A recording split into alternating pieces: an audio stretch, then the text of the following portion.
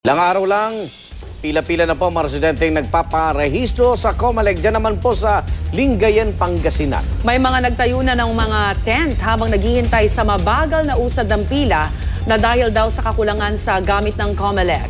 May live report si Hasmin Gabriel ng GMA Dagupan. Hasmin? Igan Rhea, magdamag na naghihintay ang mga magpaparehistro dito nga sa tanggapan ng Lingayen COMELEC. Ganito na ang sitwasyon Biyernes pa lamang ng gabi.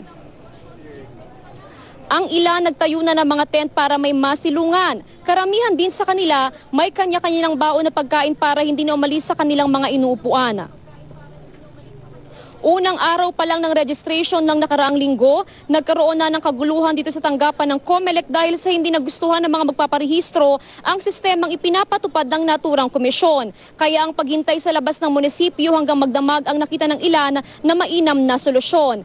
Paliwanag naman ng COMELEC, dadalawa lamang ang kanilang machine, kaya ganito ang sistemang kanilang ipinapatupad.